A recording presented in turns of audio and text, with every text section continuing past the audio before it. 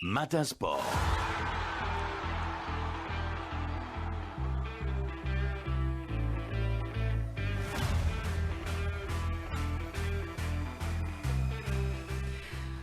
Eh bien, Matin Sport, nous avons aujourd'hui, Mohamed Djibour, 2 matchs de mise à jour de Ligue 1, c'est bien cela?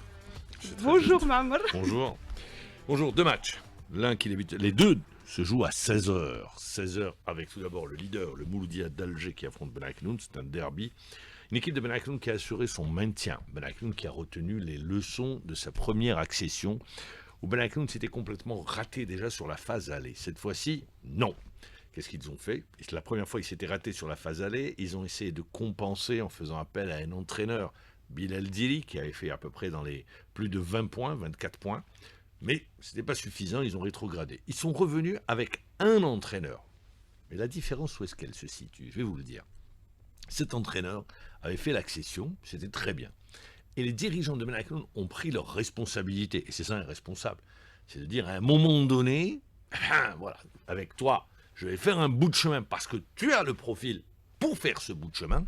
Mais dans le même temps, si je veux grandir, si je veux pérenniser le club en Ligue 1, il me faut un autre profil. Et là, ils avaient choisi, bien avant que débute la saison, le choix s'était porté sur Mounir Zerdoud. D'ailleurs, qui est le seul entraîneur sur les 16 clubs de Ligue 1 à ne pas avoir été démis de ses fonctions. Avec Mounir Zerdoud, Ben Haeknoun a fait un recrutement judicieux, selon leurs moyens bien évidemment, et ils sont partis pour rester en Ligue 1. Donc aujourd'hui, pour eux, c'est un match de gala face aux champions d'Algérie en titre, qui, rappelons-le, est bien parti pour gagner 3 fois de suite le titre de champion. Ce sera une première dans l'histoire du Mouloudia d'Alger. Ce sera le 10e titre si cela arrive, et ça va arriver dans l'histoire du Mouloudia d'Alger. Donc, belle affiche. L'autre affiche, également intéressante, Akbou, s'était maintenu difficilement. Akbou, c'est connu pour son instabilité technique. Ils font leur apprentissage de la Ligue 1. Akbou a réussi son maintien. Ils affrontent une équipe de la JSK. Alors la JSK, pour donner une photographie, c'est une courbe sinusoïdale, c'est-à-dire avec une amplitude en haut et en bas. Et du coup, eh bien, la JS Kabylie ne gagne pas, mais fait des matchs nuls avec des résultats en dents de scie. Je rappelle, changement de direction au niveau de la JS Kabylie, changement d'entraîneur, celui qui a été adulé la saison dernière, Zin Bauer, est devenu un entraîneur qui ne connaît rien au football, subitement, comme ça, vous savez, ça change du jour au lendemain en football. Hein. C'est comme la météo, ça peut un jour il fait beau, le lendemain il fait pas beau. Bon, ça a duré, la cote d'amour a duré quelques temps, puis Zin Bauer a été démis de ses fonctions, les résultats n'ont pas suivi. Il faut dire qu'un projet se construit, et c'est la patience qui a manqué, peut-être également certains choix, mais on s'est enfermé dans une logique de réussite absolue qui, du coup, a fait que trop de pression sur le dos de la JS Kabylie. Ils font appel à un joueur, en attaquant Marius, qu'ils voulaient absolument, mais qui a mis du temps à s'adapter. Vous savez, au football, il n'y a pas de baguette magique, il n'y a pas d'Harry Potter. C'est le travail, c'est un être humain qui arrive. Le footballeur est avant tout quelqu'un de très particulier, c'est un athlète de haut niveau. Je le dis toujours, c'est un sport collectif, mais c'est le plus individuel des sports co. Donc, il arrive dans cette équipe, ça prend du temps. Et voilà, le temps, c'est ce qui joue contre les entraîneurs, contre les dirigeants. Et donc, ça n'a pas raté. La JS Kabylie a connu des difficultés. C'est une belle affiche, c'est un derby, et c'est également du spectacle cet après-midi. Je rappelle que le Mouloudia d'Alger, ce sera son dernier match retard. Elle aura joué tous ses matchs retard, cette équipe du Mouloudia d'Alger. Elle compte 55 points. Et elle affronte Ben Haeknoun qui compte 38 points. Et la Akbou compte 43 points. La JSK, 37 points. C'est pour vous dire la différence qui existe entre les deux équipes. Voilà, je vous ai donné la photographie du classement et des équipes aujourd'hui qui auront à se retrouver sur un terrain de football. La Ligue 2 également. La Ligue 2, il y a un groupe où c'est déjà fait pour la première place, c'est El Biar, qui revient 82 ans après leur existence, leur naissance. Pour la première fois, El Biar accède en Ligue 1. Et El Biar, dans le groupe centre-ouest, c'est joué, il reste la 2e et la 3e place. Mais dans le groupe centre-est, rien n'est encore fait. On va jouer la 28e journée. Il restera 2 journées après celle d'aujourd'hui. Et dans ce groupe, alors c'est la bouteille à l'encre, pour ainsi dire. Il y a Biskra, il y a le Cap de Batna, Il y a également la formation du mob de Béjaïa qui peut accéder. Djidjel qui est en léger, qui est en retrait également. Et il y a l'US Chaouia. Voilà toutes les équipes qui peuvent prétendre à l'accession. D'où l'intérêt de ce groupe 113 dont les matchs débuteront à 16h. Je vous donne, le Cap de Batna va affronter Borj Mnaïl. Pour Biskra, ça devait être une balade tranquille. Choroumeliad a déjà abdiqué. Ils sont 16e, dernier. Ils vont rétrograder. Ils rétrogradent d'année en année. Cette équipe de Choroumeliad. Le MOC de Constantine va affronter l'US Chaouia. Le MOB sera opposé à l'AS Khoroub, Djidjel Annaba. Après, on a Clerma, Bni Oulben. Ça, c'est les équipes qui se trouvent dans le ventre mou du championnat. Khmis El Khachna, Magara, Manithour, Mourdia de Batna.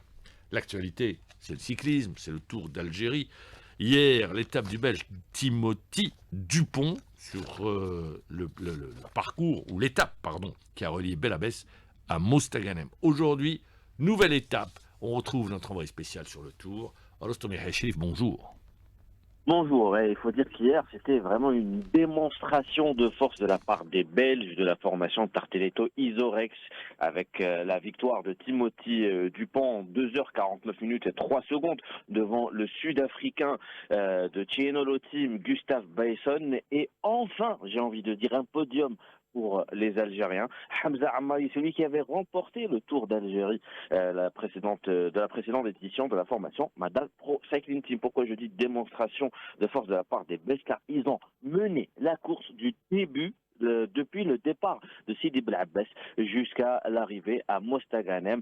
Donc également, c'était vraiment une course stratégique, hein, une guerre tactique entre Madal et la formation belge de Tarteletto Isorex. Et on va écouter justement le vainqueur de cette étape, Timothy Dupont.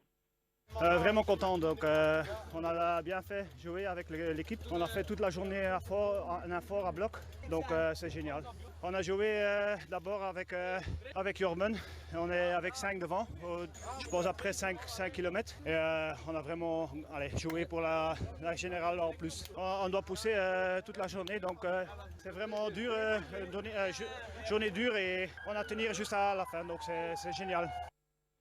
Ils ont poussé avec 5 coureurs pour surtout protéger leur maillot jaune. Urban Loricen qui garde le maillot du leader du classement général et également le maillot vert du meilleur sprinter. Le maillot à poids qui reste du meilleur grimpeur reste également chez l'Allemand Pascal Omrigosen d'Embrace the World Cycling et le maillot blanc du meilleur jeune U23 chez Alexander Erasmus. Le leader Urban Loricen qui compte au classement général 2 minutes 12 secondes d'avance par rapport à Hamza Amari, le premier Algérien qui peut tenter d'aller chercher le maillot jaune. Et pour cela, il faudra d'abord réduire cet écart de 2 minutes 12 aujourd'hui, lors de cette 5e étape à Mostaganem, une grande boucle de 132,2 km. Ça sera essentiellement une étape plate pour les Algériens, l'occasion pour les Algériens de réduire l'écart au classement général. On va écouter justement le directeur sportif de l'équipe continentale Madal Pro Cycling Team, Dahman Abdeslam.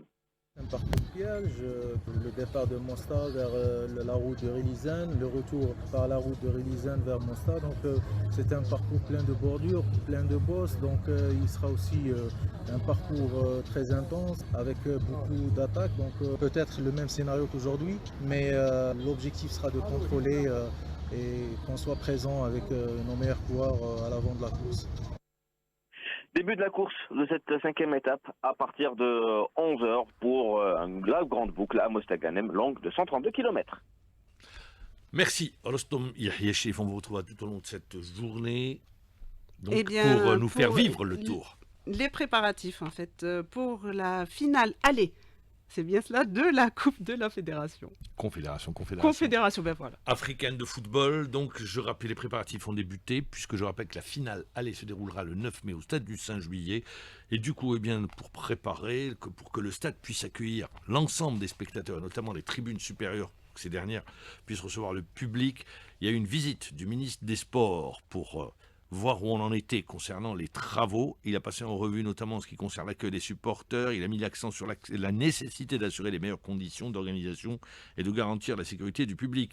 Il a également insisté sur l'achèvement des travaux des tribunes supérieures dans les plus brefs délais, ainsi que la mise en place de toutes les mesures nécessaires pour augmenter la capacité d'accueil du stade. On va revenir au terrain avec la Ligue des Champions. L'équipe saoudienne d'Al Ahly Ça vous dit? Si ça ne vous parle pas, je vous rappelle que c'est là où évolue le capitaine d'équipe de notre équipe nationale, Riyad Mahrez. Ils sont qualifiés, l'Ahli s'est qualifié pour la finale de la Ligue des champions d'Asie, Elite Football, en dominant les Japonais de Kobe 2-1. Mahrez a joué jusqu'à la 94e minute, puis il a été remplacé. La Liga, on va jouer aujourd'hui. Le Real, on va voir comment va réagir le Real après son élimination en Champions League européenne, où ils avaient été éliminés par le Bayern. Ils affrontent Alaves. Et puis aujourd'hui, début de la Première Ligue avec Brighton face à Chelsea. Ça va débuter aujourd'hui, ça va se terminer samedi. Merci Mohamed Jabbour.